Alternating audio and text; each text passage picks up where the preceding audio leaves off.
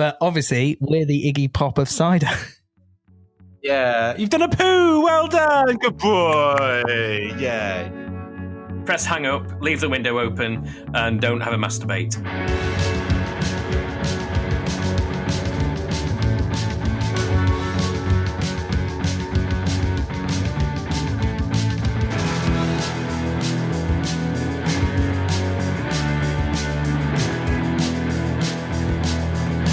Welcome to a special edition of the Neutral Cider Hotel. My name is Gabe Cook, and I'm the duty manager here. Now, here in the UK, we're in the midst of a lockdown at the moment, so technically it's illegal for our doors to be open, but so desperate are we to spread the love of cider with our loyal guests that we have temporarily relocated the hotel to circumvent this challenging scenario.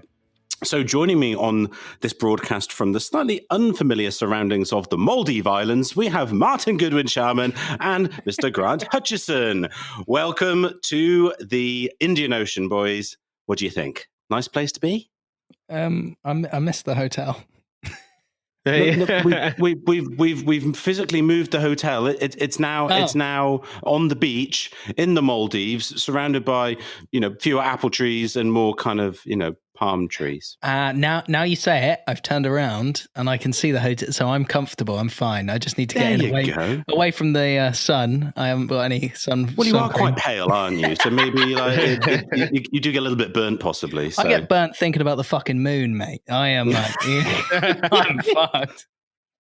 Now, so obviously a slightly drastic situation to have moved all this way, but we really do want to keep the doors open to the hotel, all our wonderful guests. But another byproduct of us being so far away from reality is we've only just heard the US election results. Amazing, isn't it? I didn't even know that Barbra Streisand was running. It's absolutely fantastic. I'm only joking, of course. Isn't it amazing that Joe Biden won after everything that went on there? It was a pretty tough campaign, but they were deserved winners in the end. What do you think?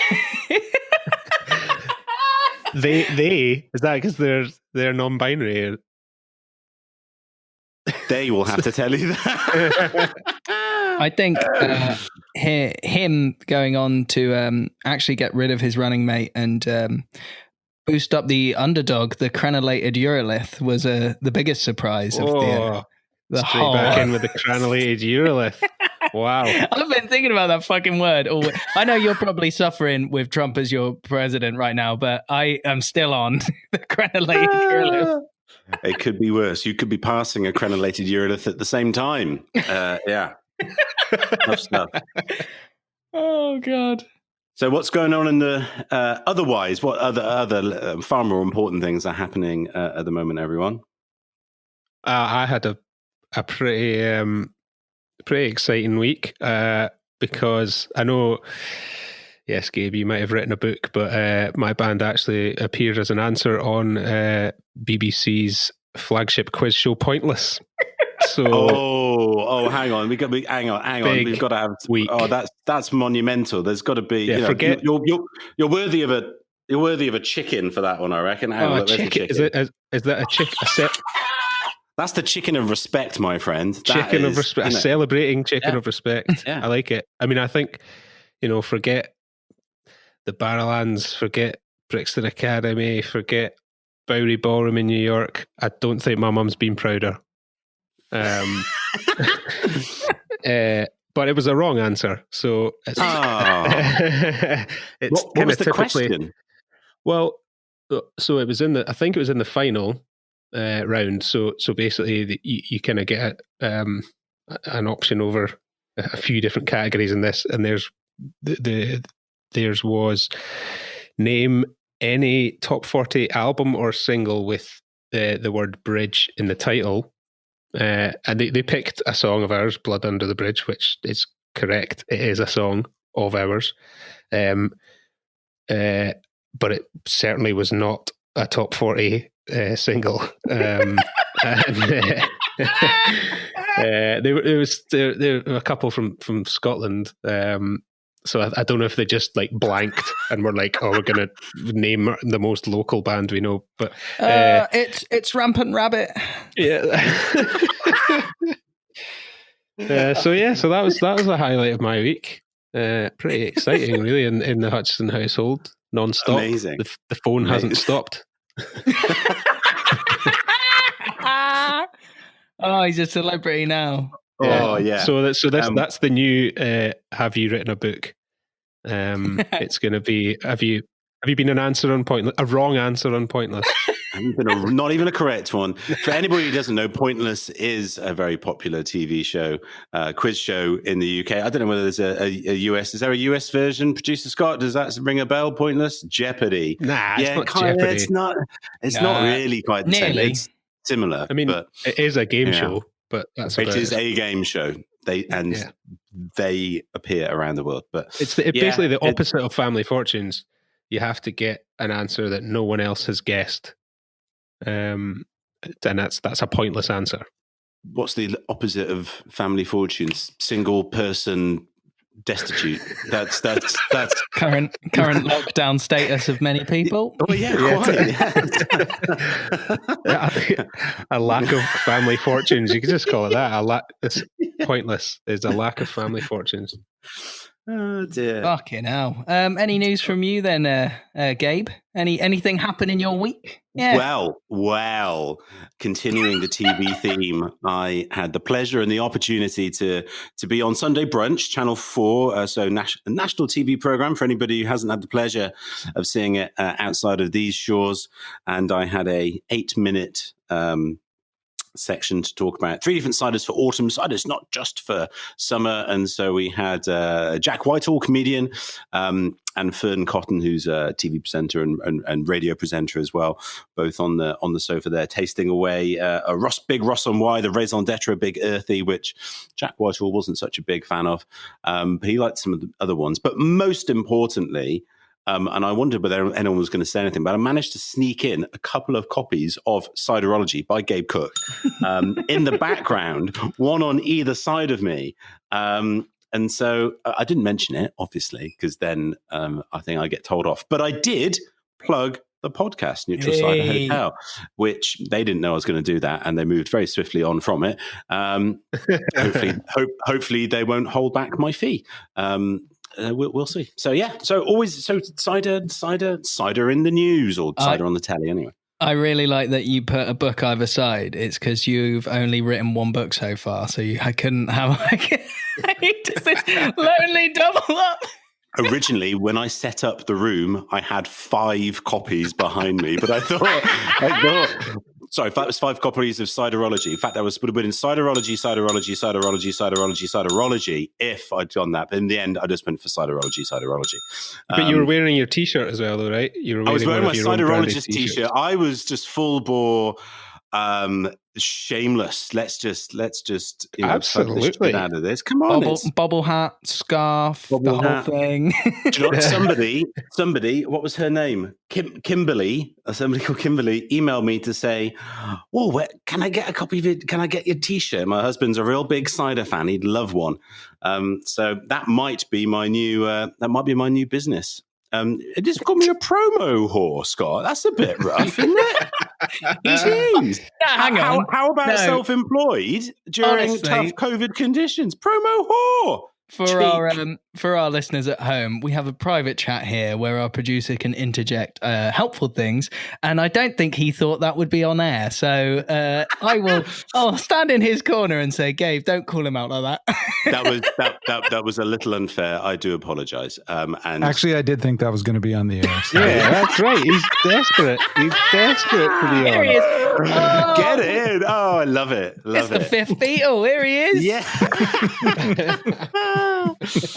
The one with the talent. Yeah. Okay. So there we go.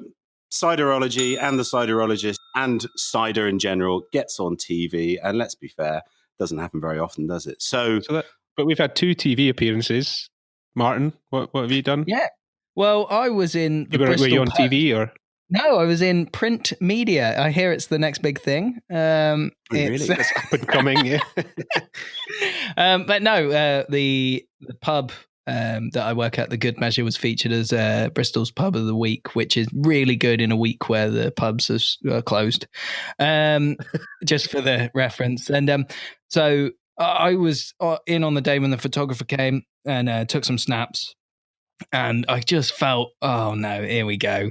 He was like, we got Halloween decorations everywhere. So the guy was like, when you hold this pint of cider and I'll hold a flash under it and that'll flash and make it look spooky while you're hugging a pumpkin. And I was like, when you're already doing it and you're like, please, I just want to go home. Like, stop this. And it went up live and all the comments on their page are just brutal about the pub. Just like, why would you spend that much on a pint? The average pint is this, yada, yada. I hope they close. It was like, fucking all right. We're just trying to get by. And then all the comments on the Facebook were like, oh, it's Ed Sheeran. It's Ed Sheeran. It's Ed Sheeran. I was like, fucking all right.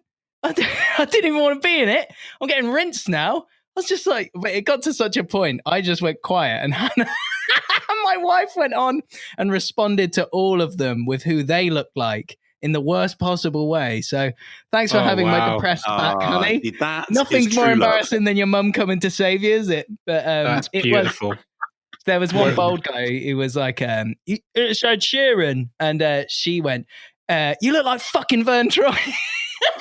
Who's mini-me for anyone who wants to know. And the only comment I liked that only got brought up because I'm ginger was glad to see Ed Sheeran's retrained under Sunak's new job retention scheme thing. I like that. That's done with a little bit of comedic context. Yes, but the rest were just he's a ginger cunt, which I didn't approve of. Which is fair. And on that bombshell, it's time for the news.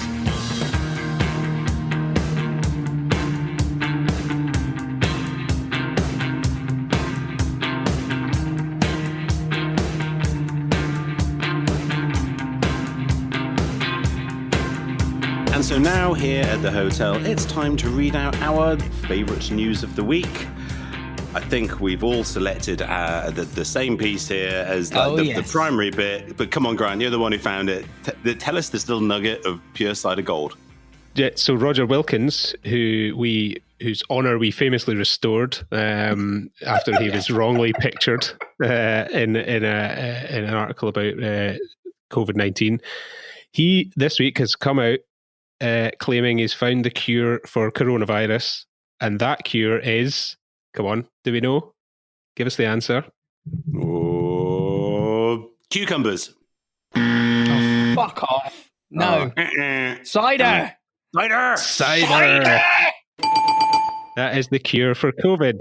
It contains vitamins A, B, C, D, and E. And F, G, and H. Roger's learned the alphabet or something. I don't think it does contain vitamin D, does it?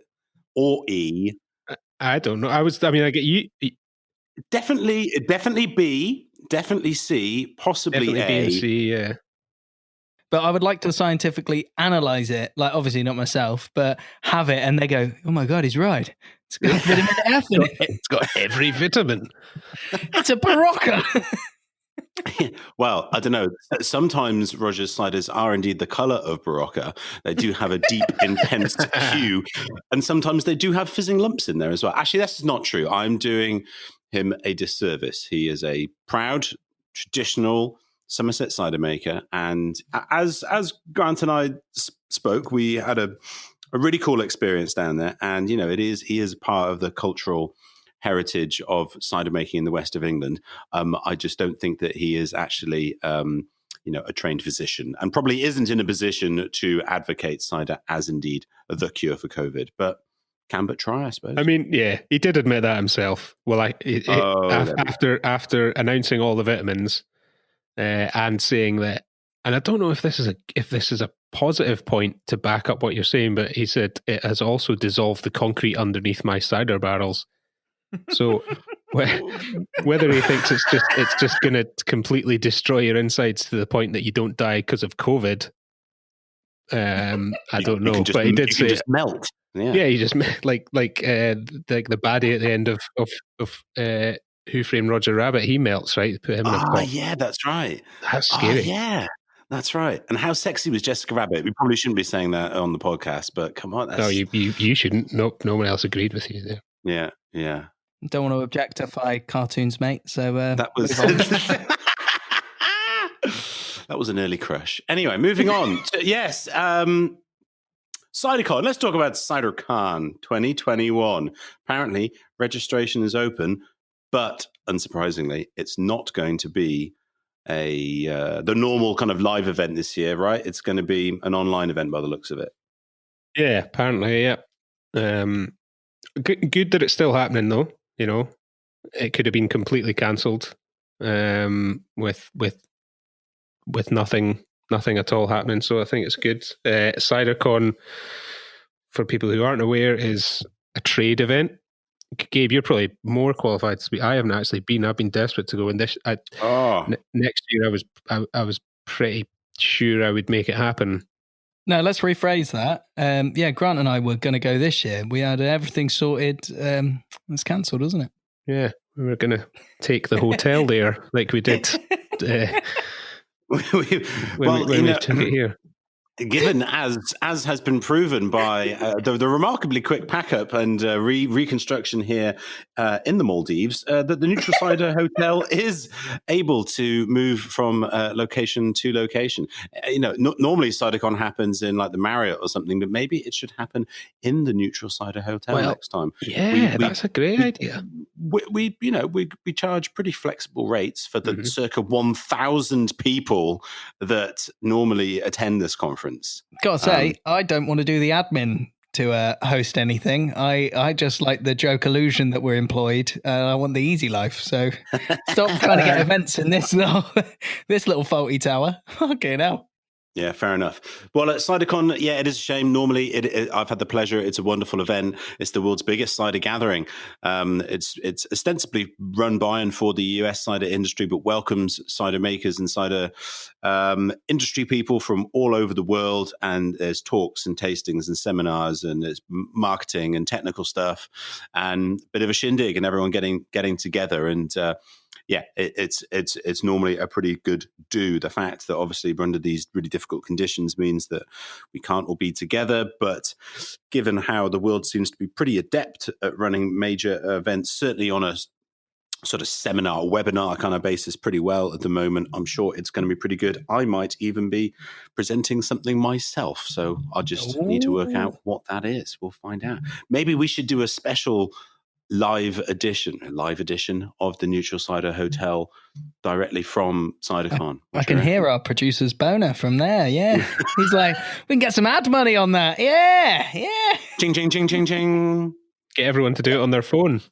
Yeah. For anyone listening at home that has no idea about the phone, there's a lot of footage that will be included in a behind the scenes episode, I feel, for just the amount of times we and other people have fucked up royally. Yeah, we don't really. We're not really tech people. We're not tech people.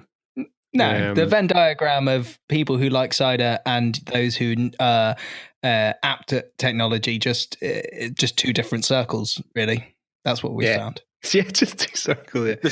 Yeah. So going back to CyderCon, it is February the 3rd to the 5th next year. You can register atciderassociation.org. Fees start at $95 for American Cider Association members and go up from there. So go and check it out.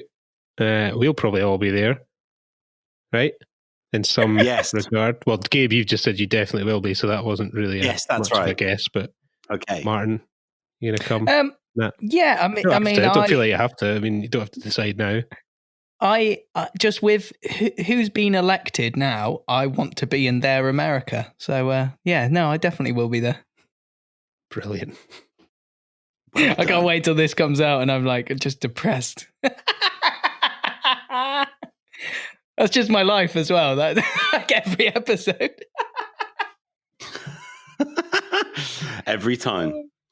Oh God! All right. Let's climb down from our palm trees here on the Maldives, and it's very distracting with that beautiful blue ocean there. But it's now time to welcome aboard these islands on their special ferry. Am I stretching this analogy a little too far No, now? keep going. Okay. What else can you get out of it? What are you wearing, Gabe? Let's get some Oh, mileage. you really don't want to know. Me and my loafers in the sun. I'd say it's a pair of Speedos. That's where I was going. Oh, yeah. Just a small little crab apple tucked in there as well. Lots of nibble on. I think you'll find it's balls bittersweet as it happens. So. Yes. My engorged Dimmock red. Fucking hell. Now time to welcome our guest to the island here, to the islands, to the hotel on the...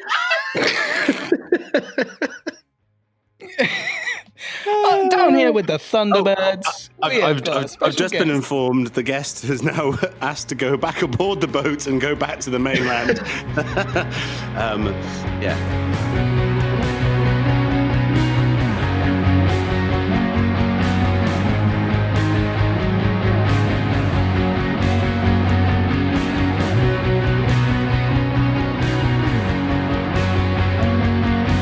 So now it brings us very great pleasure to introduce our guest for this week's show. This is a gentleman who managed to do what so many of us don't get the opportunity, which is to jack in the day job to do what they're really passionate about. And so in this case, the advertising man who followed his passion to drink and write about beer primarily and a bit of cider as well.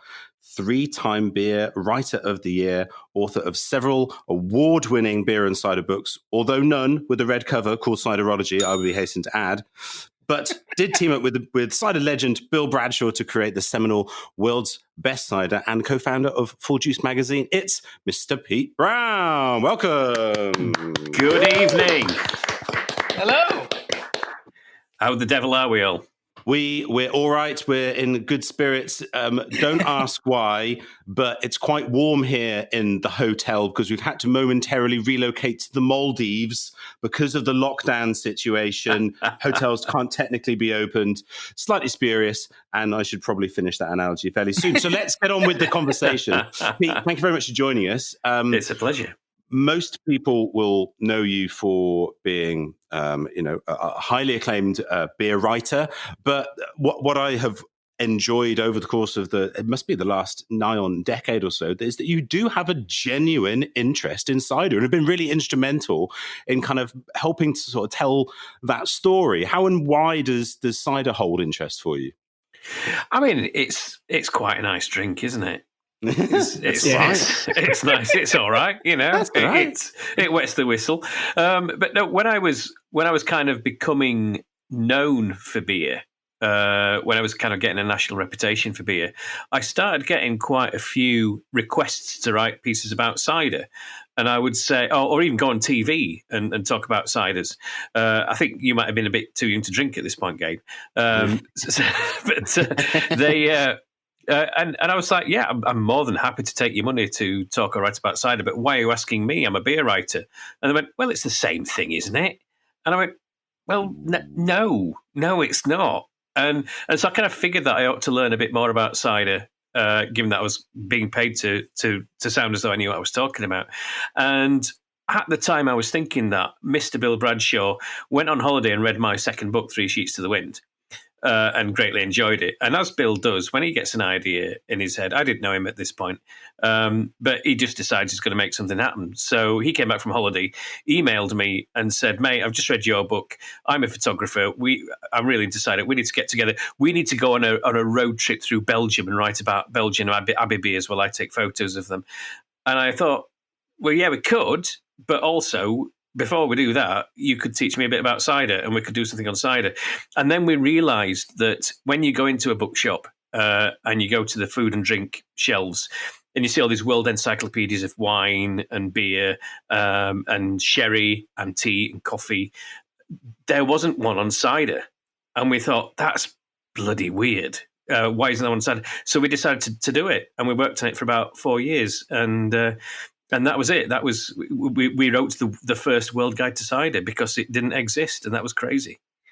Amazing. So so this was the result of that was world's best ciders, and if I remember, the strap line was from Seattle to Somerset, which sort of really put in that kind of global context. And tell us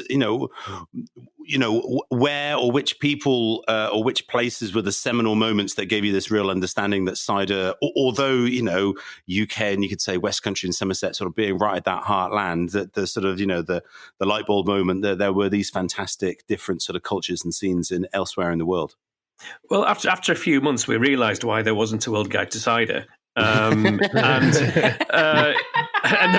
the main reason was that each place we went to learn about cider, they thought they were the only people in the world doing it. And it wasn't. It was only 10 years ago. We had the internet. There was all sorts going on. But I can remember. So we went to Frankfurt to the big international cider conference there, and one guy was going, "Why are you guys here? You're English." And we went, "Yeah, we've got quite a big cider scene in England."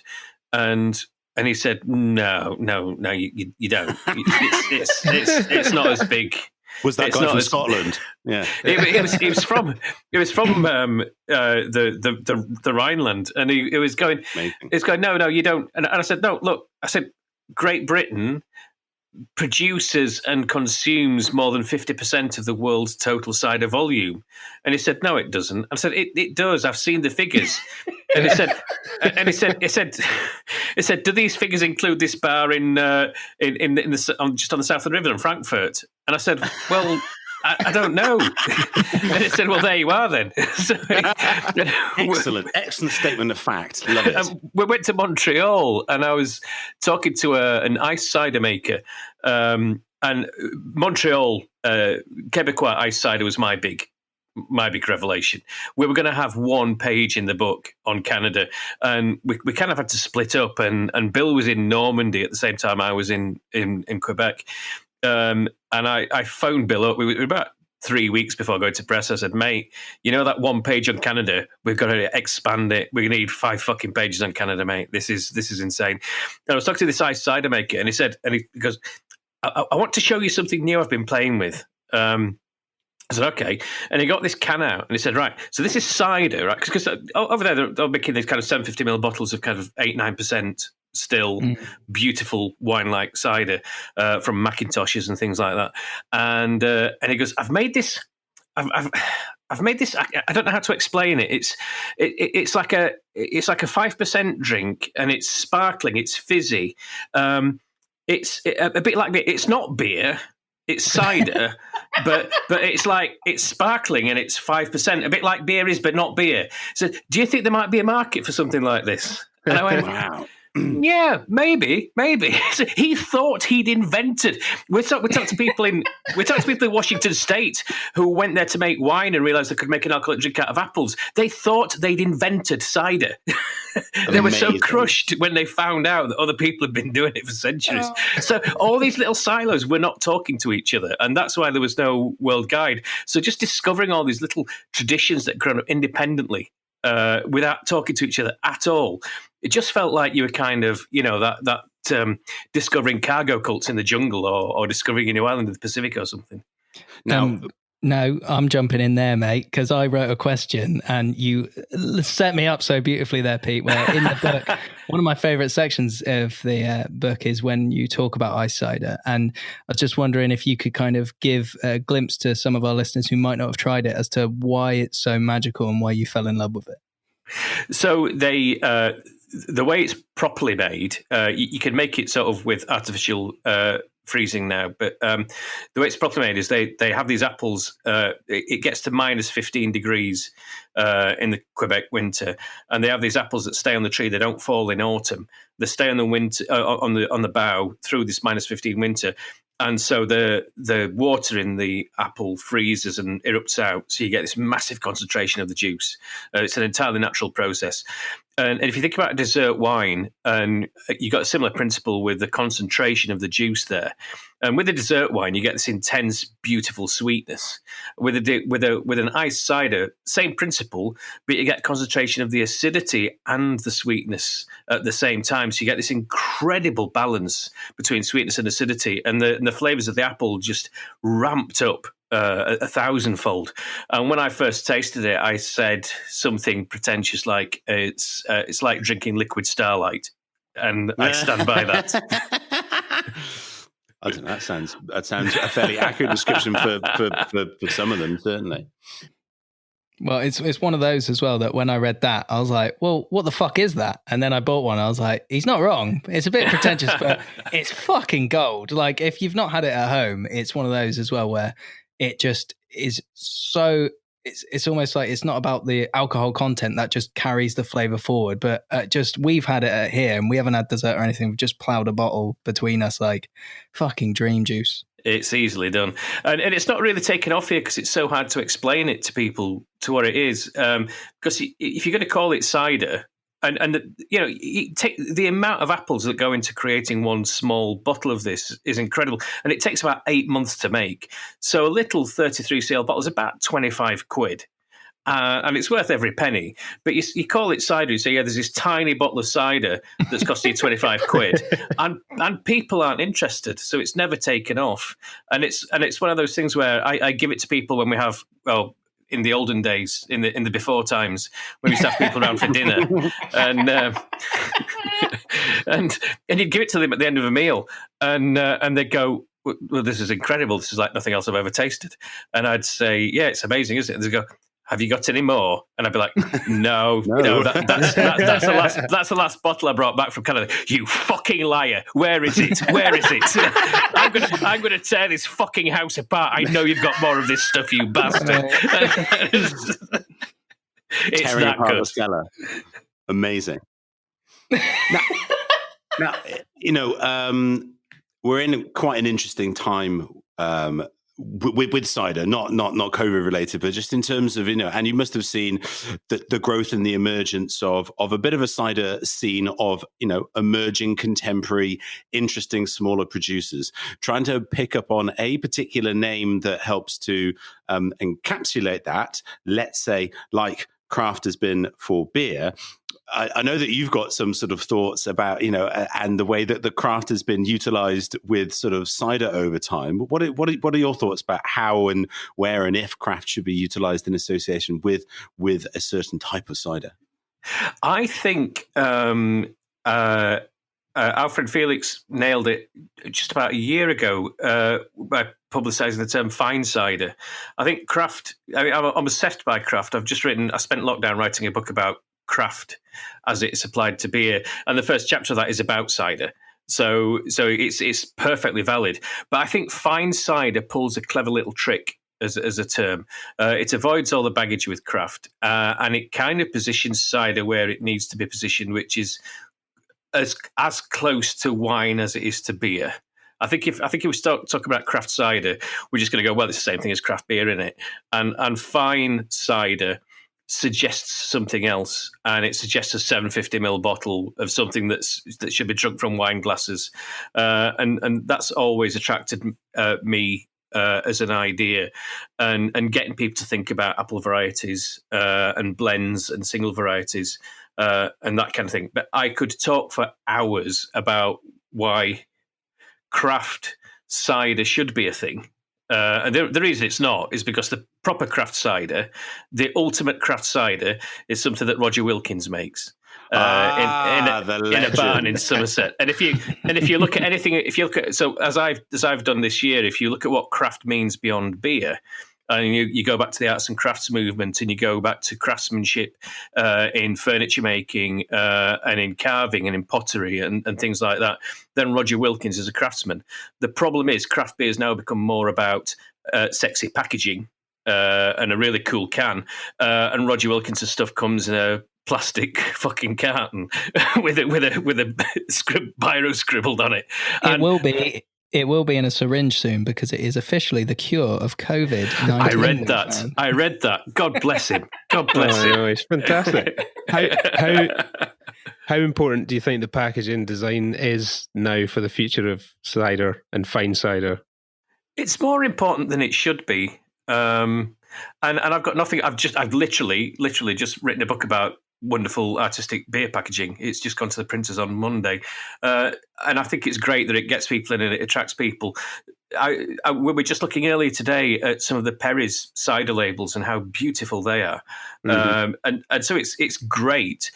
But what bugs me is a lot of people claim to be into craft, say that it's all about the product, it's all about the liquid, it's all about the taste, that they're not influenced by marketing or anything else like that.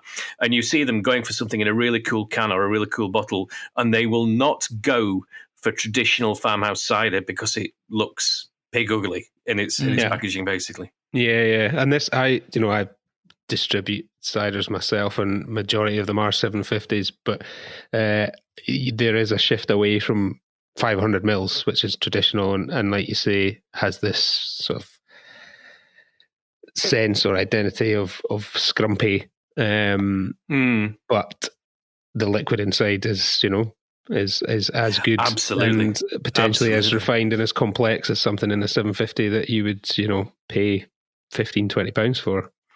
And I can't remember if I've had this conversation or if I just made it up, but if you with beer fans, if you go to Cantillon, the Lambic brewers in Brussels, and Lambic beer it's spontaneously fermented, so it has a lot of characteristics in common with a good farmhouse cider. And like I said, I think I probably made it up, but talk to beer fans at Cantillon, and people have gone to Belgium just to drink this stuff. And you're like, oh my God, the tradition, the heritage, the spontaneous fermentation, the wild yeast, the lovely flavours. If only Britain had something like this. And you're like, well, we do. It's like, really?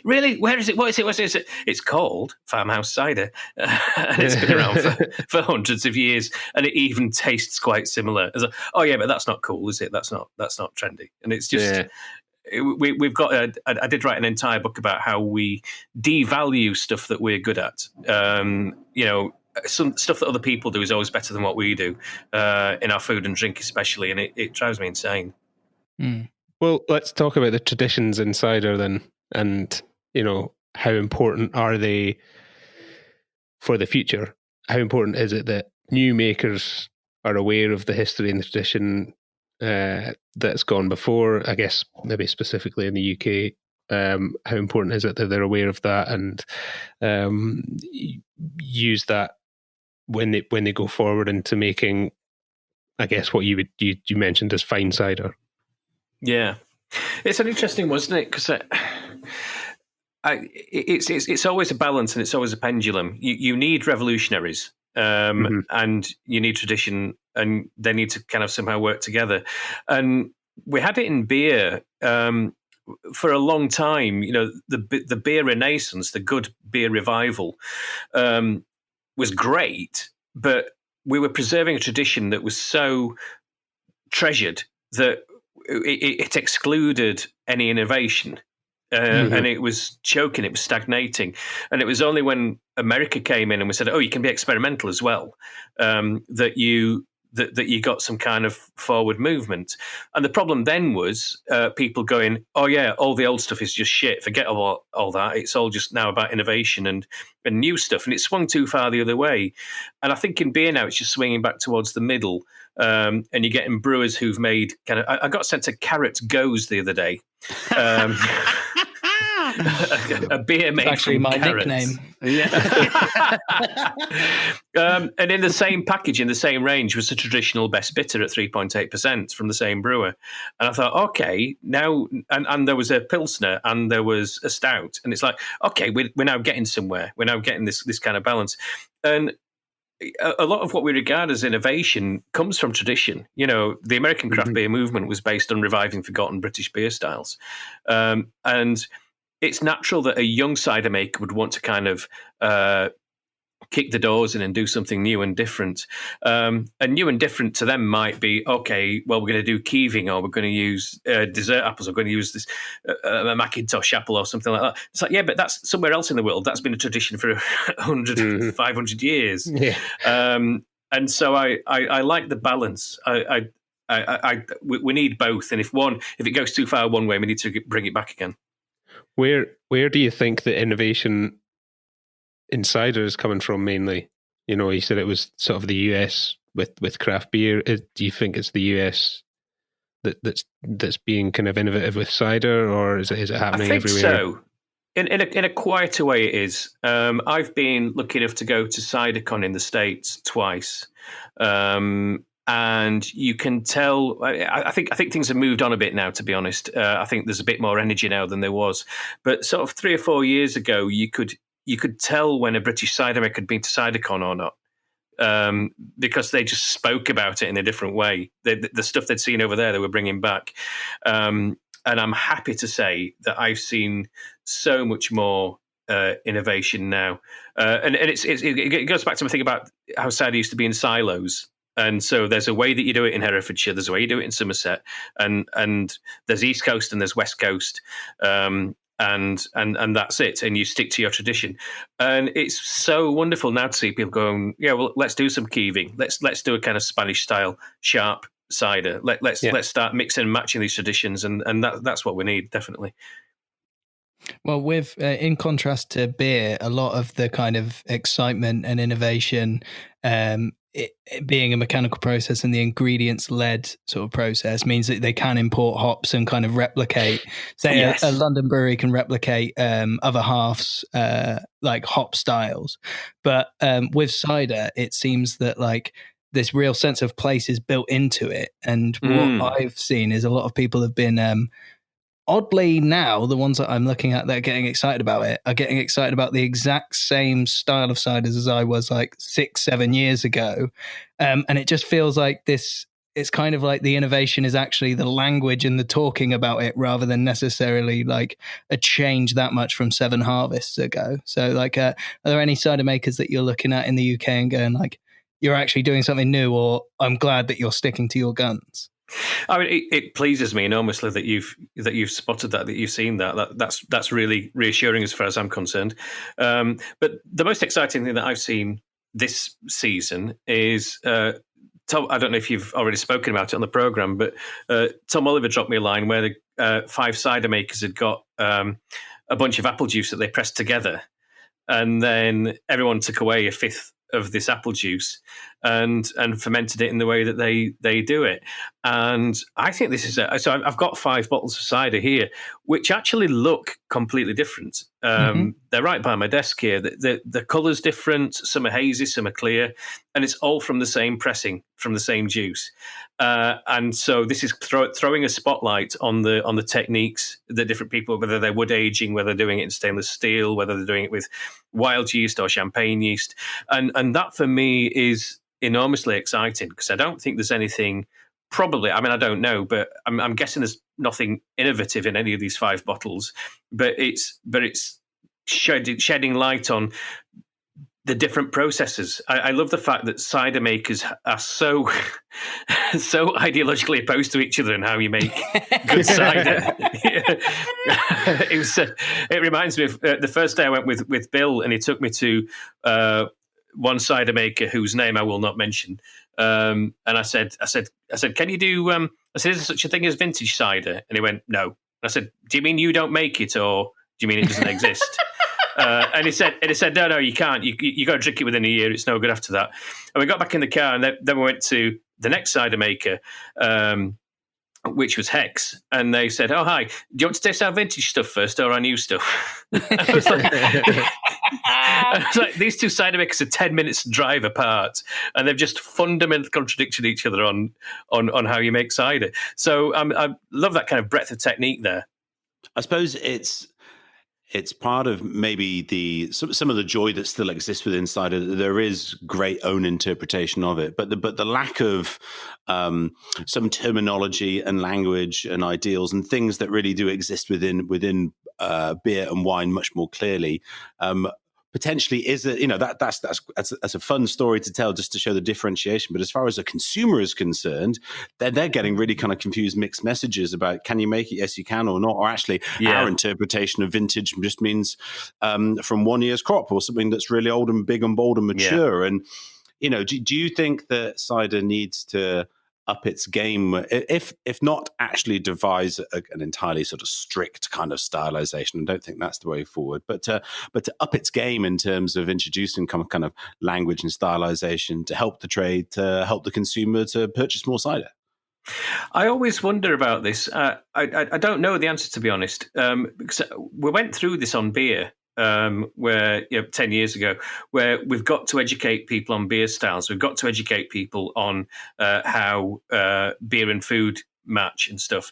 We went through a long phase of doing pairings and stuff, where it was like, we've got to tell people that, whereas wine is all about contrasting flavors, beer has complementary flavors as well, and there's cutting through flavors.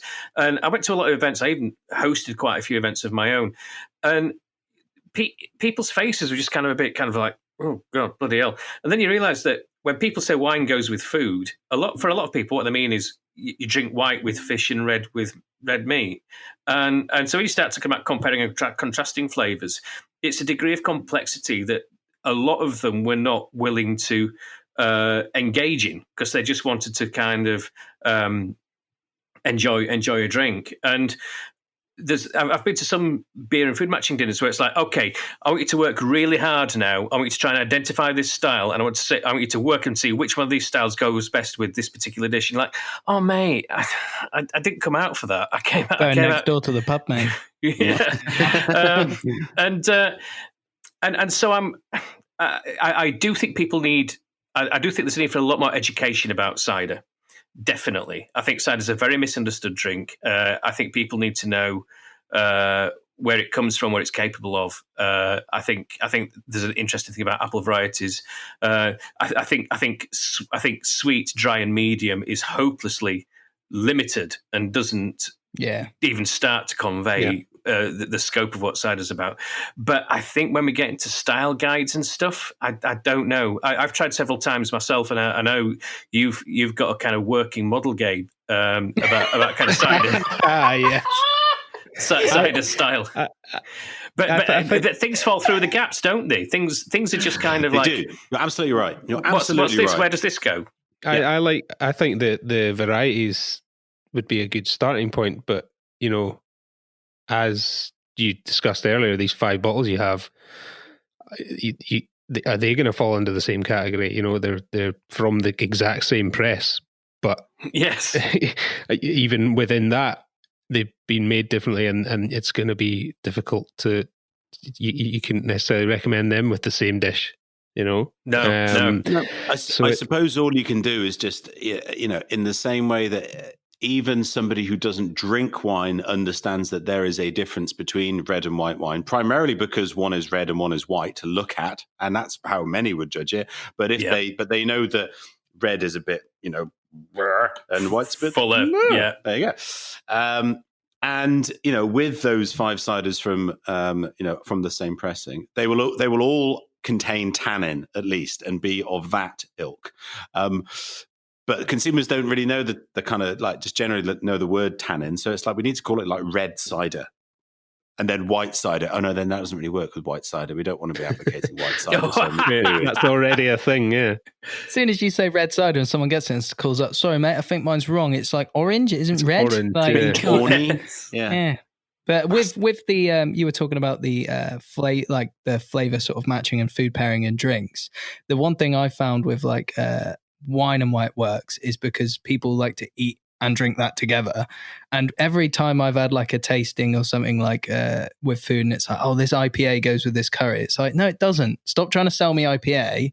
I really enjoy a nice cold lager with this because I like eating that and drinking that. It doesn't have to go together for me to enjoy it. And I think a lot of consumers feel that. And with cider, the biggest kind of leap is getting people to actually just respect it as a drink in its own category before we even begin to go oh, this actually pairs with that rhubarb crumble. It's like, how do you get people to go, oh, this cider is actually nice? How do you approach that?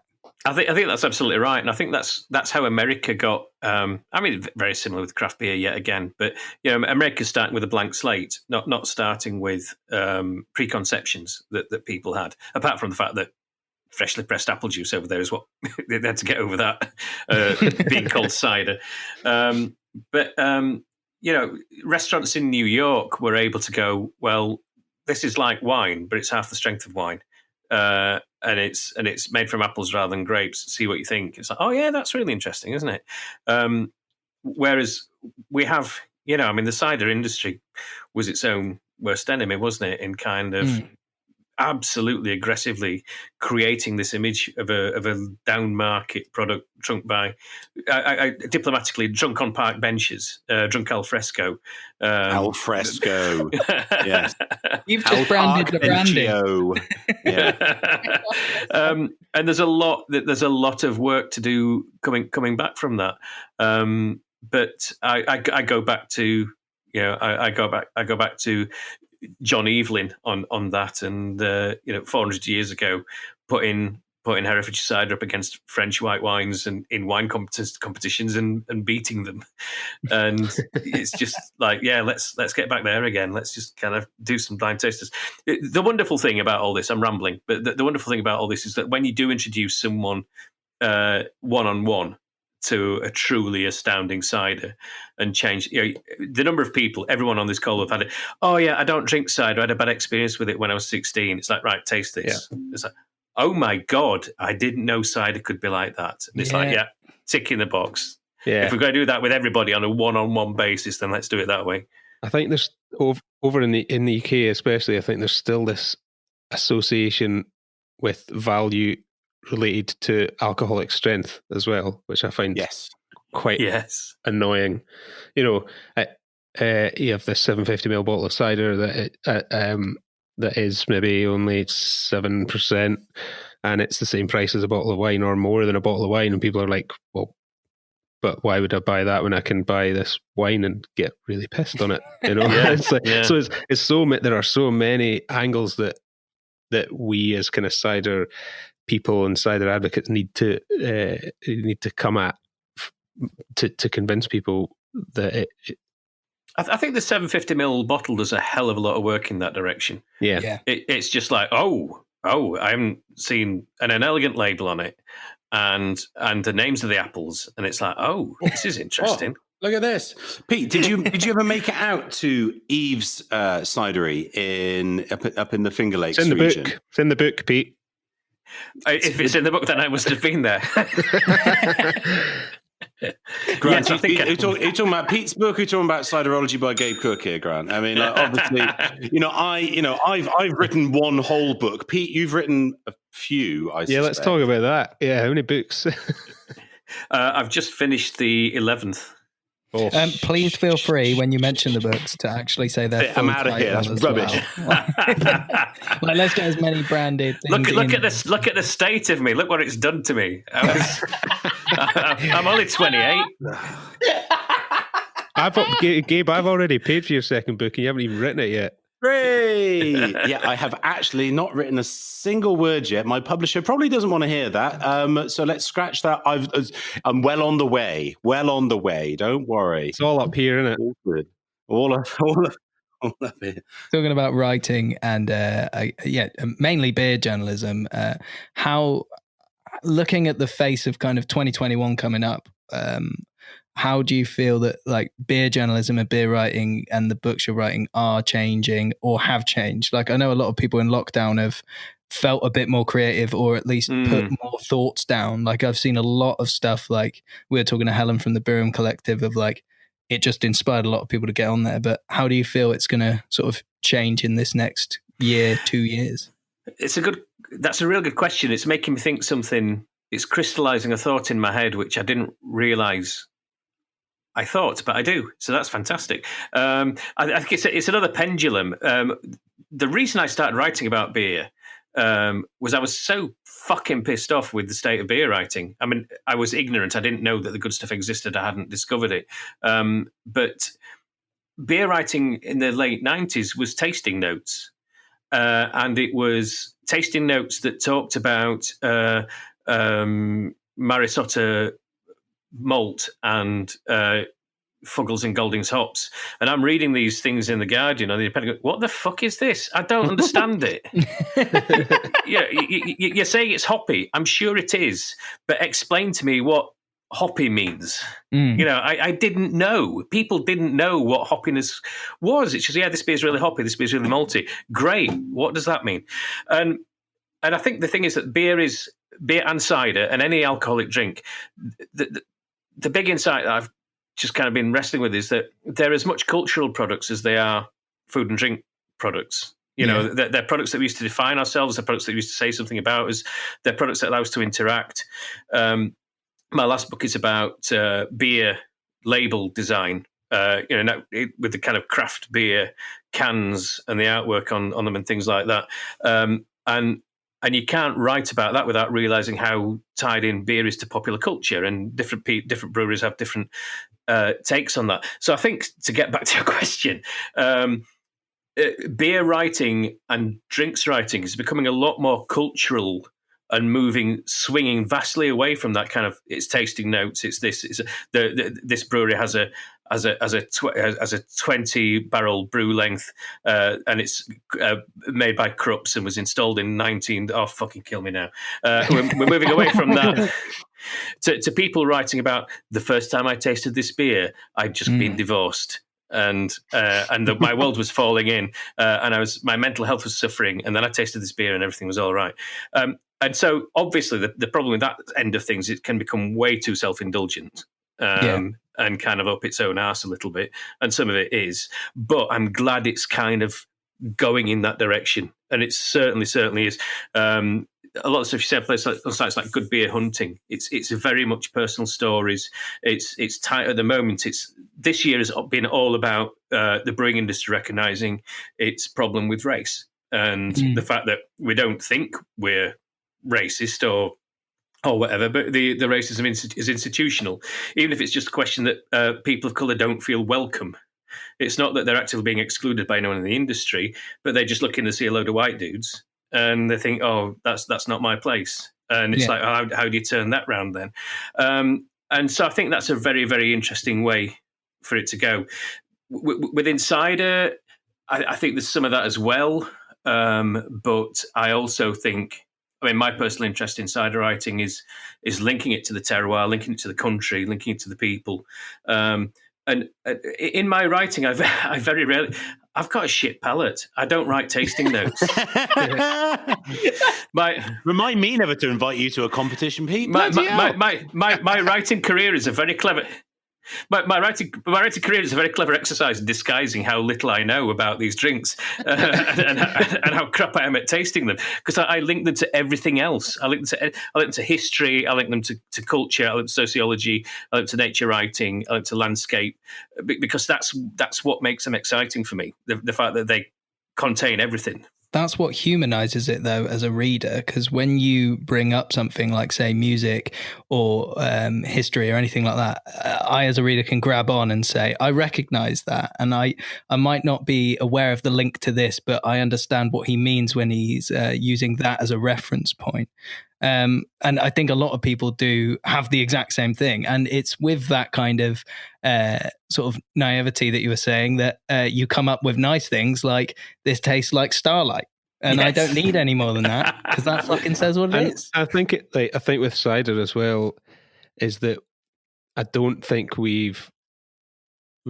cider is at the point that you mentioned of people just writing tasting notes. It's not at that point with beer. It's sort of a kind of more open landscape of how people write about it, and from what I've seen online, it tends to be more about the experience of it, orchards, the process of it, the human, like you mentioned, Martin, the human element of it. And I think that's why the writing that's happening will bring people into cider, because it's something they can relate to straight away. I think nature writing has been the biggest kind of thing this decade. It's if you go into Waterstones, natural history is now a big sort of block a big whole facing shelving unit of its own. It used to be a few books, and I called it the bees and trees section. It's people writing about birds and paths through forests and shit like that, and cider ties very well into that. And I'm being flippant about it, but when me and Bill wrote World's Best Cider and it came out, and I've told this story quite a lot, but we spent about 3 or 4 years, probably about 3 or 4 harvests, visiting cider makers all around the world and really getting into it. And I was so depressed when we finished it. So we got a chance to go back. The autumn it came out to do the promo tour and do lots of talks and tastings and things like that. And then the following 2015, it's like, right then, no more orchards for you. And I just was like, I was bereft. I was lost. And so I came up with the idea for my next book, The Apple Orchard, purely as an excuse to spend more time in orchards and more time with these people, more time with the people I'd met, and more time around this whole world. There was such an antidote from my life in London, and I just craved it. So I created this entire book project just to kind of feed that craving, basically. Standing in, I can't put it any better than I did in the introduction to The Apple Orchard, where you're standing in an orchard at harvest time and you see these trees laden with fruit, the branches sagging, and the bees carving paths through the air, and the fallen apples crunching underfoot, and you're like, this is just everything. This is just life. I'm absolutely alive and in the world, and I'm grounded, and I know where I am. It's just wonderful. And the more writing we get like that, the better. What bloody chance do I have with writing a book when you've got someone like this? Come on, Pete. Bloody hell. Give a brother a chance. Right. It is a stunner of a book if you haven't read it. And in regards to it, how much of the writing that's in that book is found through research, or even just how much is in the moment? Like, there's a part in it that I remember quite vividly of flamethrowers being used in farming. Like, yes. Do you find that out before? And like, how does if you could just give us a bit of a backstory to that story and how that gets put into a book?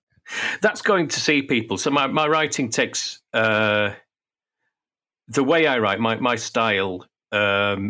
It usually consists of 6 months to a year of desk research, of reading whatever I can on the subject, and then there's a bit about going out and meeting people and getting out to places. And the story about the flamethrowers came from the journeys me and Bill made for World's Best Cider. But World's Best Cider it's a very different kind of book where it's like, the first thing that happens with a book like that, with an illustrated book, is the page plan. And it's like, right, so page 1's going to be a picture. Page 2 is going to be 250 words of text on this. Page 3 is going to be 5 tasting notes. And everything's just kind of dropped in. So there's no room to tell those stories. So a chunk of The Apple Orchard is the stuff that wouldn't fit in World's Best Cider. But then there was a lot more going around and traveling. The big thing for me was I didn't realize how utterly separate the eating apple and the cider apple industries are. They just don't interact with each other whatsoever. And so I made quite a lot of new journeys and new discoveries, checking out the eating apple side of things, and found some more great, not quite as great as the cider stories, but some other stories like that. And it's the travel side of it that brings the humanity, that brings it to life. And then the interesting thing with The Apple Orchard was I had a lot more of the desk research, a lot more of the history in it. And the editor I was working with on the book said, anyone could write that. What I'm interested in is your personal journey. And she made me cut out all the stuff about Kazakhstan and Nikolai Vavilov and things like that, and said, no, I want to know how you felt when you were walking through this orchard and what your experience was. And I always used to wonder why authors would thank their editors so profusely. I thought, they're just checking your spelling, surely. And it's like, no. A really good editor helps shape the book with you. And it's like she brought out the book that was inside the book. She said, this bit's good, that bit, fine, put that on your blog, sell that as an article. This is what the book's about. So, Pete, most importantly, what everyone, me, wants to know is that are you going to do another cider book? And if you are, please, can you do it in 2022 after my next book has been published, so that the professional booze writer doesn't steal all my cider thunder, please? No, but is there going to be a follow up to World's Best Cider, for example? We're hoping so. We've had some interest in so far the book has been released in so the original publication was the UK and US, and then about a year after that it got a Japanese translation, and that was kind of weird at the time, but Japan since then has gone on, and we've had more interest in foreign rights and foreign translations for it, which has kind of kick-started the conversation about World's Best Cider 2, and if that does happen, which I very much hope it will, 2022 will be optimistic. It might be a bit later than that. Because the world of cider has changed so much in the time since you wrote that book. Amazingly, you sent me a copy of World's Best Cider whilst I was living in New Zealand. So I think it'll be 2014, which only 6 years ago. Yes, so many things have changed, and just if you were sort of documenting the early stages or the blossoming of a global industry that was still disparate, it's now more connected than ever before. It really is. It really is. I hope we played some small part in that, because it's most definitely it's the absolute thing that needed to happen. It was my biggest hope when we wrote the book. Tom told me a story about when he went to visit Cyril Zang's in where is it? Northeast. Well, he's in Normandy, right? Or on the Normandy-Brittany border, sort of around there. Yeah. And Tom turned up at his cidery, and he had a copy of World's Best Cider at the front of the shop, open with the page where Cyril's photograph is. And Tom said, "Oh, I'm in that book." And Cyril went, "Why are you in it?" And so said, "Well, I'm excited." And Cyril's like, "Yeah, but look, I mean, I've got a full picture on there." So Tom picks the book up, turns to the double-page spread on Tom. There you go. Cider maker top trumps. I love it. The girthiest cider maker. But they now know who each other is, and I think that cross fertilization of ideas is essential for any kind of creative scene, and it'd been really great to go around and do it again. When the after book came out, I had I had 2 emails from people who said, "Hi Pete, big fan of World's Best Cider, really love it. Just one question: why did you completely ignore the Texas cider making scene when you wrote this? You didn't give it any coverage at all." And we wrote back and said, "Because when we wrote it, there was no fucking cider making scene in Texas. It didn't exist. There was not a cider maker in Texas when we wrote this book." And that's how quickly things changed. And I don't even know where the States is now. I've got no idea. It's sort of it's had peak cider, it's post cider, it's now sort of coming back around to new age cider. It's everything is happening. That it is so exciting in terms of the number of producers that are there producing every single opportunity and style. And for me, I've been really privileged to have the opportunity to travel out myself a number of times over the last few years, and without a shadow of a doubt, I've gone to a bar or a festival or an event, and I'm walking in and going, "Yeah, it's Gabe, ciderologist here," and they go, "Oh, Gabe, it's so cool to meet you. Do you know Bill Bradshaw or Pete Brown?" And I'm this is it. You guys were the pioneers. You got out there before anybody else, and you've inspired a lot of people, myself included. And it's really exciting and awesome to bring somebody of yours, storytelling talent to bear onto cider as well as the other beverage or beer. That's what it's called, yeah. And to really bring it forward. So we very much hope in 2022, 5-7, that World's Best Cider 2 gets the opportunity to come around. Hope so. Sadly, we have run out of time for continued conversations. I kind of get the feeling that we could just drink cider and chat all evening, but we must finish here. Thank you so much for taking the time to come onto the show. Really appreciated. Thank you for having me. I've enjoyed it enormously. Awesome. And we will see you in Ciderland when we're able to mingle more easily in the future. But for now, thank you very much. Cheers. Cheers. Cheers, bud. Thanks, Pete.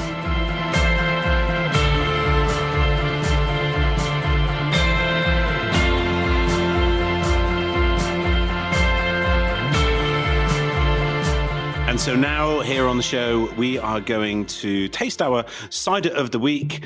And this week we have changed things up somewhat because we're not actually tasting a cider at all. We are for the first time tasting a perry. Now, It's probably an appropriate moment to introduce the horse of knowledge onto the show. I knew that they would make an appearance at some stage, and we want to talk about perry. Perry is made from fermented pears, so technically not actually a cider. But if it wasn't included with cider tasting, it probably wouldn't get included because it's a relatively small, niche part of drinks category. The people who make perry are cider makers, and so it's better to be included within this realm than not. And here in the UK, certainly, we have a traditional perry region centering around the three counties of Gloucestershire, Herefordshire, Worcestershire, and a little bit over the border into Monmouthshire and Wales as well. And there are classic regions in the Domfront area of Normandy and in the sort of the Swiss Luxembourg type area as well. And these pears, they contain some tannin, which gives them some boldness and integrity and make some really quite complex drinks. You can make a drink out of dessert pears, and you can call that a perry, although some people say you shouldn't call it a perry because it's not maybe traditional perry pears. So then some people use the term pear cider, but then some people think that pear cider is just a made-up term, that all, like all cider, regardless of dessert apples or cider apples is cider, then, all fermented pear drinks should be kind of perry. So there's, as ever, welcome to the politicized world of cider and perry. Anyway, enough rambling. Let's get on with drinking our perry this evening. Martin, would you like to introduce this drink, please? I didn't know I was, but I shall. You do now. You picked it.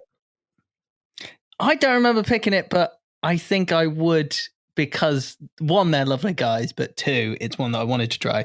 So it is Thorn SVP 2019 from Ross on Wye. So it's a pet nat perry, single variety with thorn. I don't actually know much about this pear. Are we gonna horse pet nat? No, we've discussed this. Put that fucking horse back in the stable. We discussed perry though. Bring that horse out the stable. What's a pet nat? Okay, no.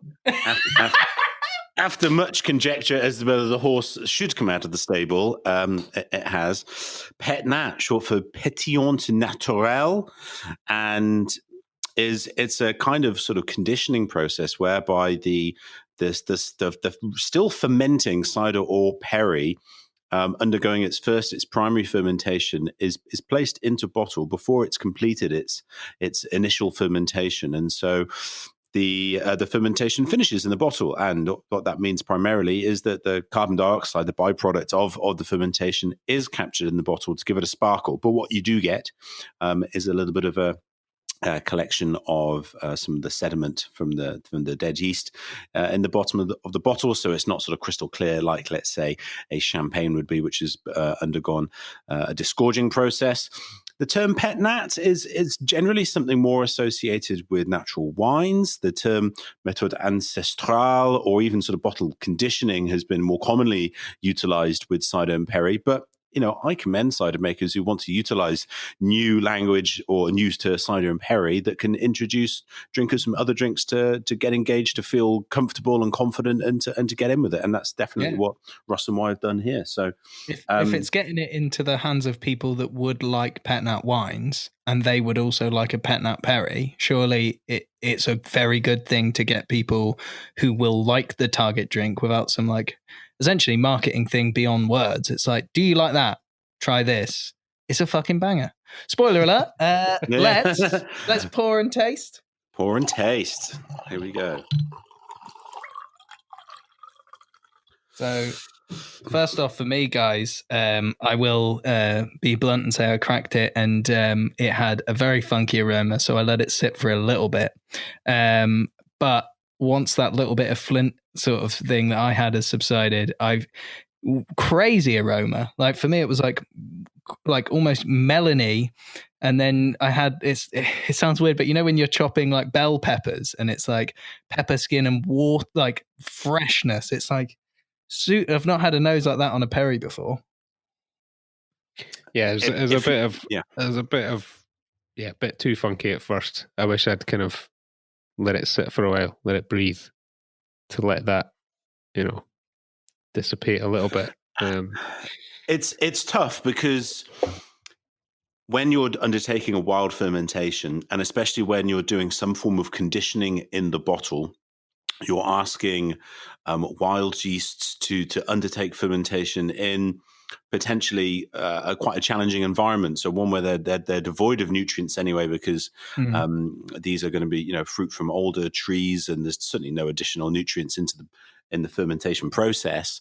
But then especially when you get a build of pressure and that impacts upon the yeast, it is something which potentially is going to occur, and that's something that the producer obviously has to try and weigh up the amount that there is, and if, as you said, if you just let it breathe for a second, and where are the levels of kind of tolerance around this. Certainly there are plenty of French wines which display a little bit of le funky funk, and that doesn't stop them from being sort of heralded as the great drinks as there are. For me, in the proportions that it's there, hey, no bother, crack it open, leave it for a second.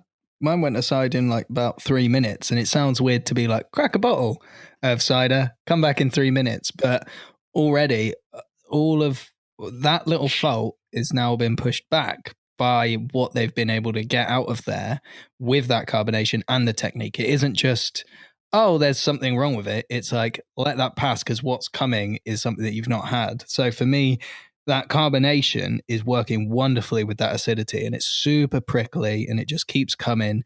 And it's almost like limey. It's got like sort of gummy sweet character to it. It's super like fun and juvenile. It's like really working to lift that pear character, and it's all pear flesh for me as well.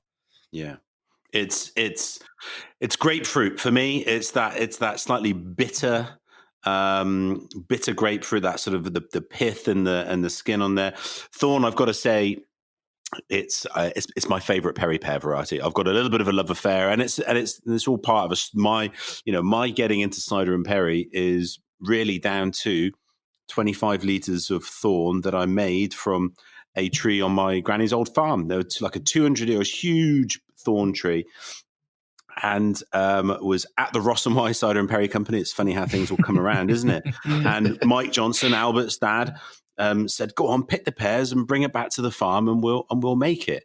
And it was, without a doubt, the best drink that I have ever made. The very first 5 gallons of any cider or perry I've made was indeed the best. Wild ferment. And it was like this. It's this zingy, electric, fresh. It's what James Marsden would from Greg's Pit. He calls it like the breakfast perry, because it's fresh and it's light. What's the alcohol on this one? It's 6%. So it's not over the top, but perries can be so wonderfully divergent. The traditional perries, some of them can be really sort of juicy, almost sweety juicy, and some can be really, really astringent. This is all about being brisk and light and life. And it's amazing. And it's one of those pear varieties. It's really early season, like early ripening. And it's when it's normally still quite warm. And certainly this year, that was the case. It's a really soft pear. And so there is, I mean, without introducing too much hyperbole into the occasion, moi, never. There is literally a perfect day to harvest these pears. Too early, they're still not quite there. They'll be up on the tree and they're still a touch hard. A day too late, they're on the ground, they're smashed and they're splattered and they're gone. There is a perfect day to pick these pears.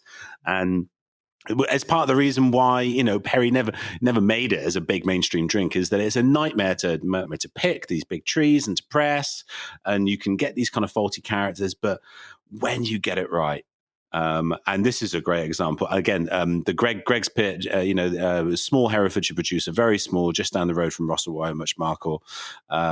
He does a single variety Thorn every year, and it's magic. And it is absolutely magic. So I think his Greg's Pit one, I had his, and I had the same thing there where I was like, it smells like when you're chopping bell pepper. Like there's something about how fresh that is, and it sounds like silly because it's obviously something that you don't really associate with flavor. Bell peppers is usually just texture in cooking, but when you're chopping them, there's this aroma. And it's almost unmistakable for me. And I was so weird that you said that because I was like, hang on, the last time I fucking said that was then. But with this as well, that there's that little tannin carrying everything as well. So it isn't just like sharp and finish. It's like sharp and it just gently sings out. It isn't too much to hold it in there and keep it bracing. It's just like fresh and then just like a gentle finish, which I think it's fucking lovely. Yeah. Unlike any Perry I've had though, like very unusual. Like if this was your first one, I wouldn't know if you would be able to kind of identify the things in it in another Perry quite quickly. Do you know what I mean? Yeah, because Perry, tends to be sweeter than cider. When I first had this, I was not expecting that hit of lime. It's almost like lime pickle, It's like good shout. Yeah, it's like that really. And I guess because, like you'd said, Gabe, about the pith, lime pickle has the full, has full chunks of lime skin and all in there, So, it's that really, it just completely rips any moisture out of your mouth. In about 2 seconds. The rind, baby. Yeah, it's rind and then a little, like you were saying, pepper. Maybe a bit of kind of black pepper or on the nose as well. And I keep getting marmalade as well. I don't know if that's just because you said breakfast, but it's definitely there. And there's something like oily fruit, definitely like that kind of. When you're making cocktails and that and you're squeezing the lime and you're just getting a burst in the drink, but you get a burst out from like the zest just coming out. It's like proper. Yeah. And all the little cuts that you've got in your hand from bartending. Oh, God, man. Oh, I didn't know I had that.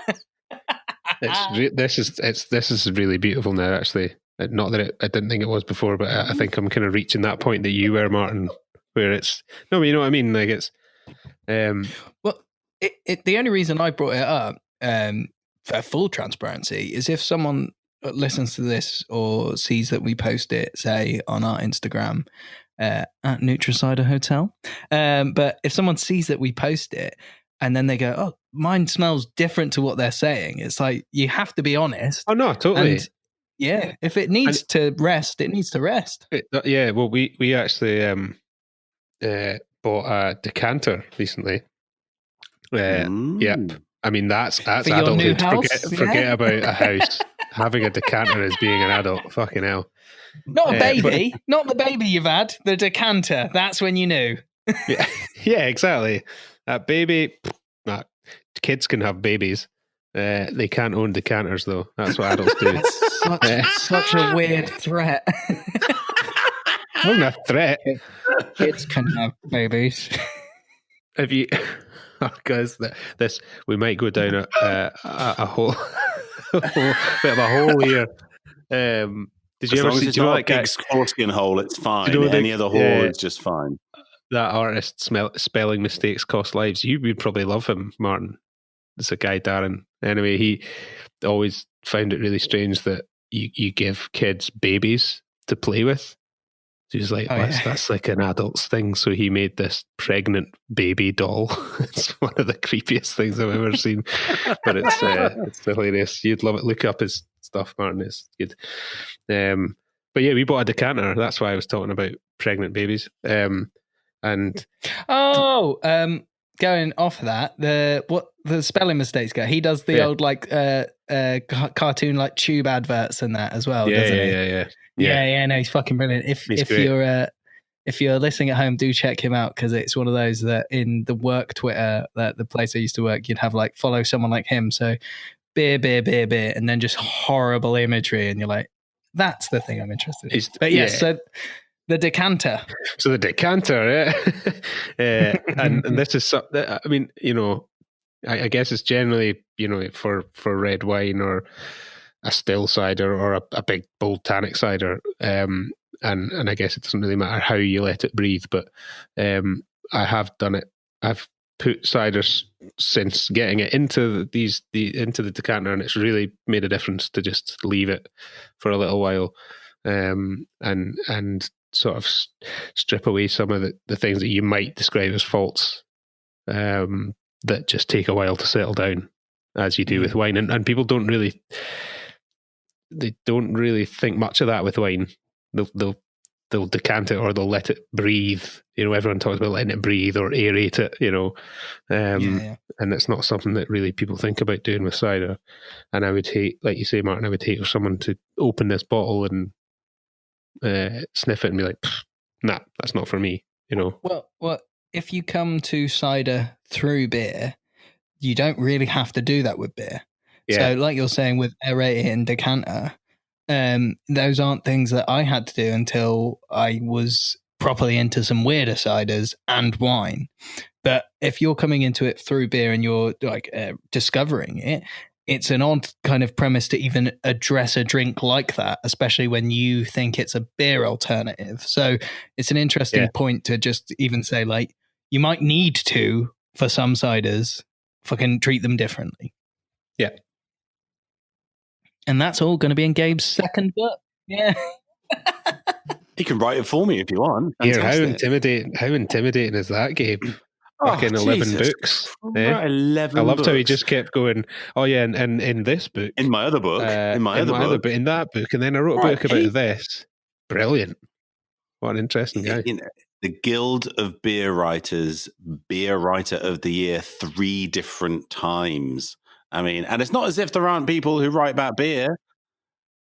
They picked him twice and they went, no, one more. He's got to do it. How many times have you had it? Cider Writer of the Year. Is there a Cider Writer of the Year? Is a good point. Gabe, is there any? Well, that should be a category, right? I mean, well, I am a proponent and have have you made your own little certificates? Have you? Got a wee trophy done. Got a wee trophy done.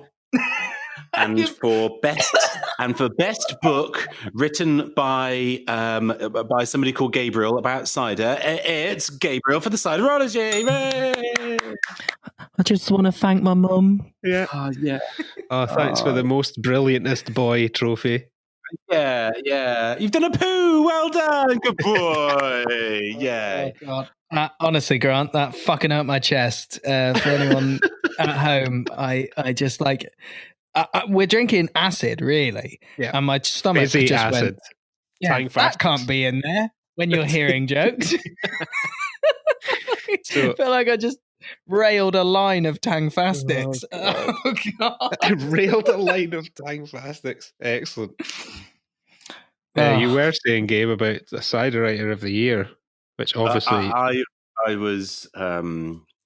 I don't know what I was saying. I would love it if I think for cider to be included within the Guild of Beer Writers. And I know that the clue is kind of in the name that it's more about beer than cider.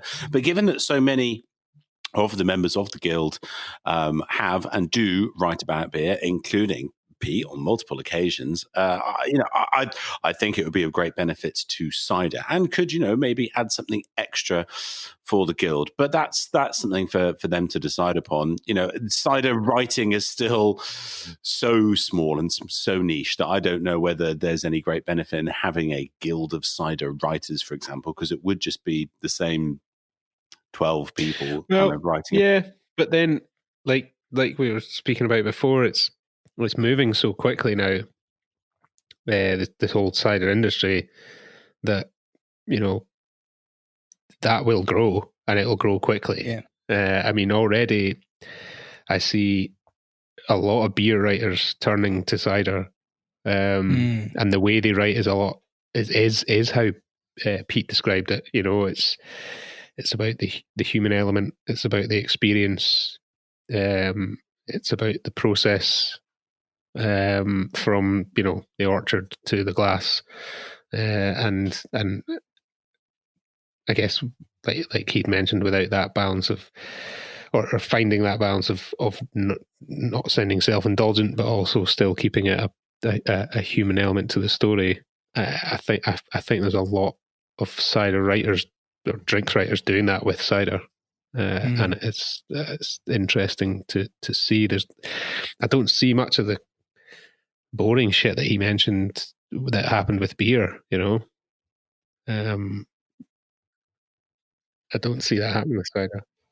We can kind of thank.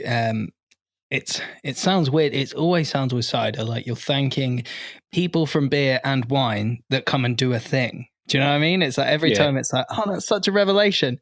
Thank you. But two guys that I really like for it are Johnny and Matt at Pellicle Mag, for when they commission cider writing, or Matt wrote his piece on Tom Oliver as one of their first pieces.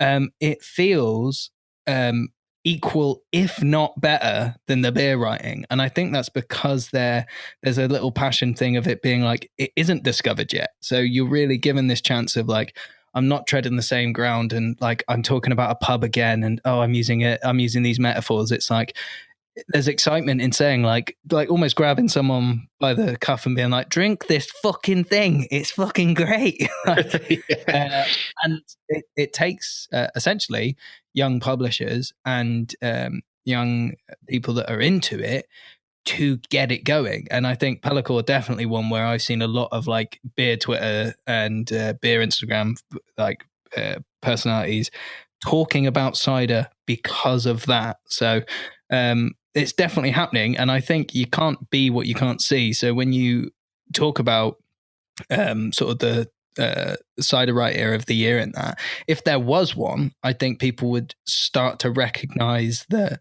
there is sort of writing and a body, and that there is sort of something that's worth reading if it's worth writing about. Do you know what I mean? So we should start it. Is that what you're saying?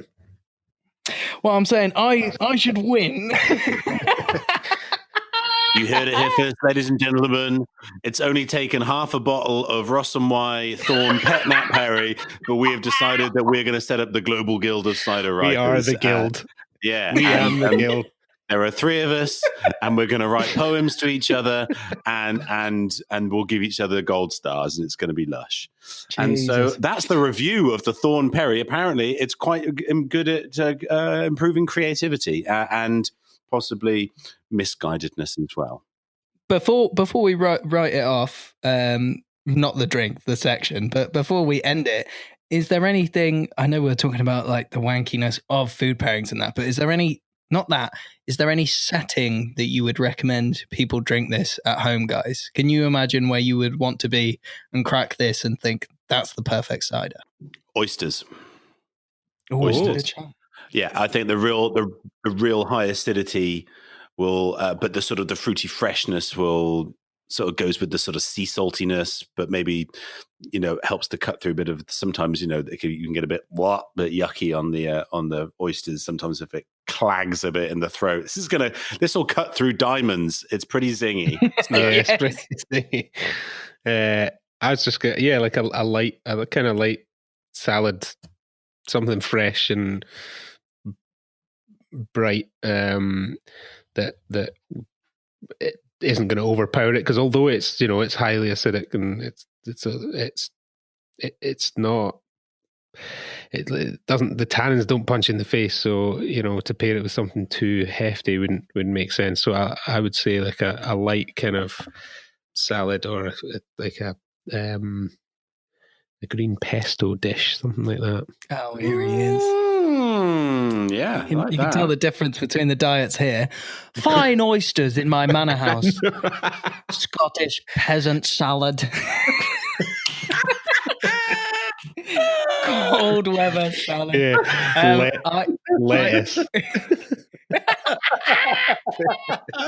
I would say for me, not even a pairing, but I think I would comfortably take that to if you were going to have like a bottle night with a couple mates, and if someone's got like some, especially if you're a beer guy and you've got some big impies and some like wild sours and stuff like that, and stuff like Mills, and then someone brings out like some technical wines, and then some like fucking Lambrusco and Beaujolais and like fun, vibrant reds.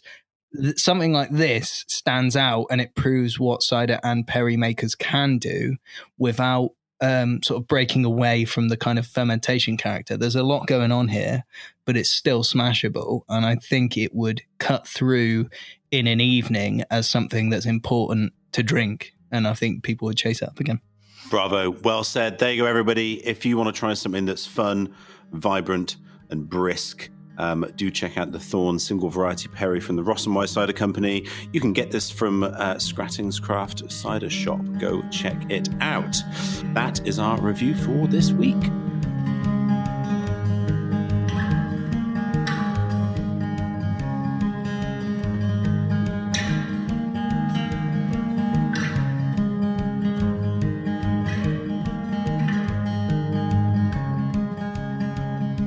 And so now here at the Neutral Cider Hotel, it's the listeners' questions, your opportunity to ask the three finest cider minds within this hotel about the wondrousness of cider. So do get in touch with us via all the social media channels if you want to have your question answered here on the show. We'd be very happy to do so. So, Grant, what have we been thrown our way this week? So we've had a question from Birim Collective.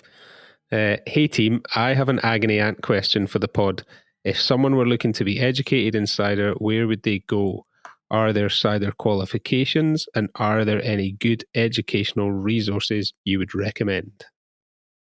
Well, it's funny you should say that. So I have been involved with the Institute of Brewing and Distilling's Beer and Cider Academy program over the course of the last 3 years. I've helped to develop, write, and deliver the cider component of that training. And, we've had over a dozen actual pommeliers. That's right, pommeliers. See what I did there? Created through these courses. Been on a bit of a hiatus since the COVID sort of kicked in, but I am looking to reintroduce the courses once again in the new year, in classroom ideally, but also I'm going to have a go at doing the foundation online. Now, watch this space. It's going to be coming hopefully this side of Christmas, probably just UK, maybe Europe to start with. What? Did you say this side of Christmas or this cider Christmas? As in Christmas is going to be a side? I'm only asking because I didn't know. And I thought if someone's listening, they're like, oh yeah, the cider Christmas 2023. Yeah, the cider Christmas. Which is actually on the 22nd of December. Well, if 2020 is the COVID Christmas, then maybe 2022 will be the cider Christmas. So this side of cider Christmas, and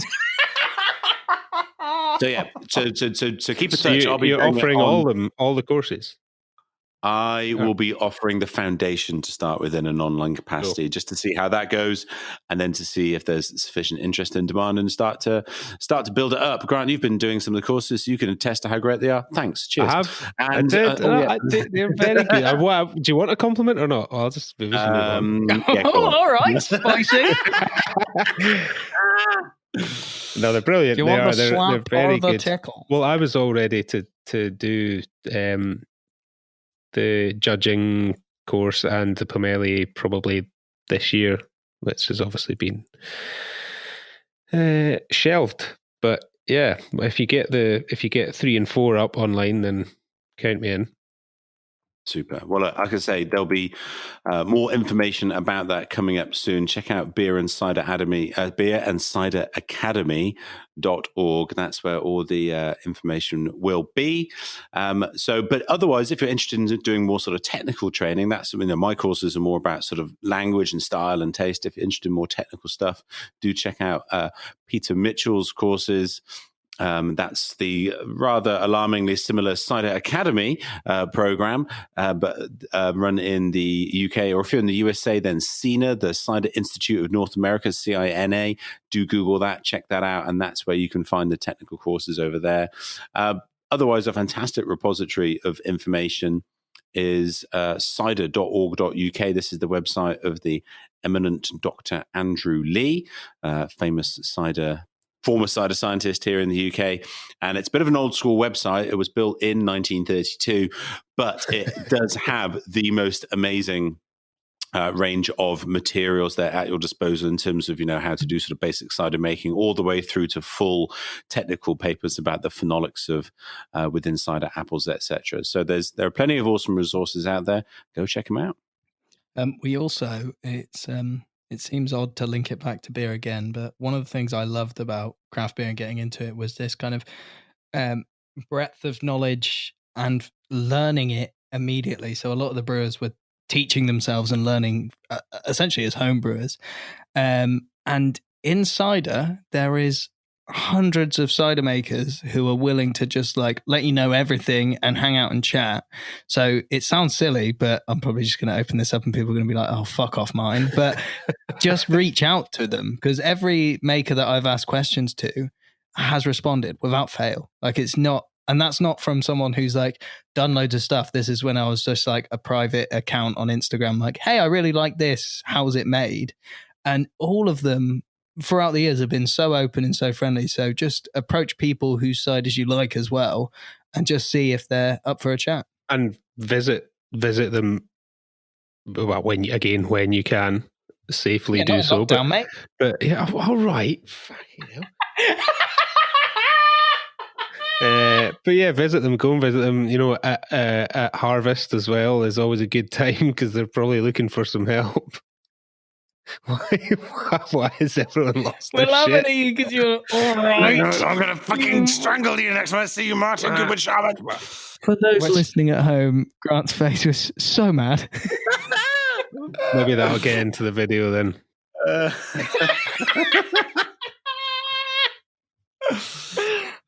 But yeah, you were saying with Harvest and the amount of go and see them physically in person, and that will help with the learning process as well, just about the whole process of making cider. And again, every maker I've visited have been very open and welcoming, and want to share what they do. So it's and you don't get access like that, I don't think, with necessarily with breweries or winemakers or drinks makers that you do with cider. I'm not saying just rock up and like start picking apples, but that's what I did. I did the other day with. Doesn't surprise me. What they called? Oh, I can't fucking remember. Wilding. Touché. Yeah, with Wilding, I did that the other day where I was like, I was wondering about this cider or whatever. And he was like, yeah, dude, just pop over. And he was picking pears. So just hung out for a bit and asked him some questions about like the approach, technique and everything. But it was like 20 minutes passed and I was like, oh, fuck, I forgot about the cider. All right. But the fact that it's a very human process and it is of Harvest, it all hands on deck, really. So, yeah, take anyone up on it. But moving on from questions, question it should have been because there's only one. In a previous episode, Grant was a bit of a cunt, and no, he wasn't.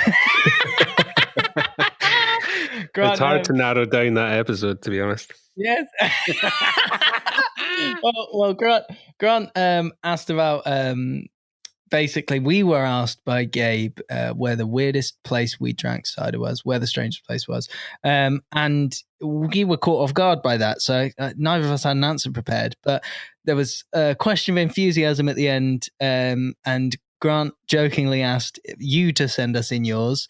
So we'd like Grant to read them out in the same voice. which Grant can't remember. But has been given some guidance from Martin about what it was, I might do it. Maybe I'll do a countdown from 2 to 1, because that's how many we got. Coming in at last place. Coming in at number 2. That seems unfair though, because then that means that someone's last and someone's first. No. You've got to fit it now. You can't set that up.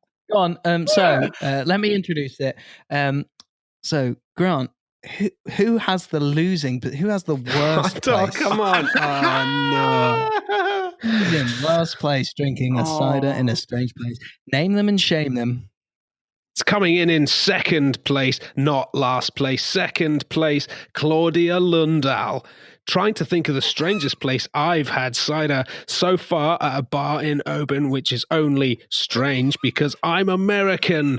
It seems I need to up my drinking in strange places game. That was second place. You couldn't get more partridge if you tried. That was amazing. I know it did. It was slipped into partridge a bit. No. Perfect. Oh, okay, then. We'll be so happy. I hope for the edit it comes out. We just went perfect. So if that was the loser, Grant, who's the winner? Top spot coming in at number 1, the strangest place I've ever drank cider. This is Ross Cider, presumably Albert from Ross Cider. I think on the roof of student accommodation in Gothenburg with cider voice. We paid for a one-way suitcase full of 2-litre bottles that then got left with our Swedish friend. Nobody else liked the dry cider, so we had a lot between ourselves. You go, Albert. Yes. Bravo. Gothenburg rooftop with some Broom Farm, bittersweet, dry Funkatron. Fantastic. Paying extra baggage for cider, that's dedication. That's the way to do it. That's not the content you wanted, guys. But it is the content you deserve. So can I just say that when Martin suggested that we do this, he said, "Yeah, I got shitloads of responses to the whole thing of you telling us about your weird places," and then it came up with 2. So, I will say I've been sold. You've been stitched up. I had more. I think I've deleted the thread because there were literally, I had like 7 messages in them, and one of them was a bin. I remember I was like, what the fuck? And I had no context for it. So I just had on my phone, it was like, in a bin. And I was like, what? What are you talking about? Let's just keep it going. Let get back in touch with your strangest places for next week. And Scott, you got to layer in some music there. Just fade it out with. The legend continues. Well, thanks very much for that, Grant. It means a you. lot to hear you do such a weird voice. I really hope I haven't woken up our daughter and Jay is fucking raging with me. Because I have no idea. I come in here for 3 hours and I just fucking dip out. Hannah told me the other day, she was like, I'm just confused because I'm downstairs and it's a little we've ripped up the carpet in the front room. We're doing full DIY in the front room, so it's not a very hospitable environment at the moment. She's like, I sit down there every Tuesday and I just hear you howling for 3 hours. Just non-stop, like a banshee mid orgy. Oh my god. Well, So, Gabe, with the island that we're apparently on in this metaphor, is it going to sink into the ocean so we can fuck off back home? Yes, unfortunately, these islands are particularly susceptible to sea level rising as a result of climate change. And fortuitously for you and for the listeners, that's been quite accelerated. And so, look, we're being flooded as we speak. We're back on the boat, sailing back to Blighty, and we will be back. Do I already have to continue? Yes, okay, we're through all the way. And so, yes, we'll be back in our normal hotel next week. Wait, Pretty Patel is aiming at us because our boat is crossing shores. Ooh. Oh, no. Watch out, everybody. And so that's it for another week at the Neutral Cider Hotel. We will be leaving our island and back to Great Britain for next week. We'll be allowed back into the country, I hope. That's it. I hope you've enjoyed. Thank you to Martin and Grant for fantastic company, irreverence, and general mayhem, as per usual. Take it easy, guys, won't you? And for you at home, please do subscribe, rate, and review on Apple Podcasts, and make sure that you check us out and are following us on Instagram. That's Neutral Cider Hotel, on Twitter, Neutral Cider Pod, and a website, neutralciderhotel.com. But for now, thank you to the new Mr. President. Well done. We knew you were going to do it all the time. Take it easy. See you next time. Bye.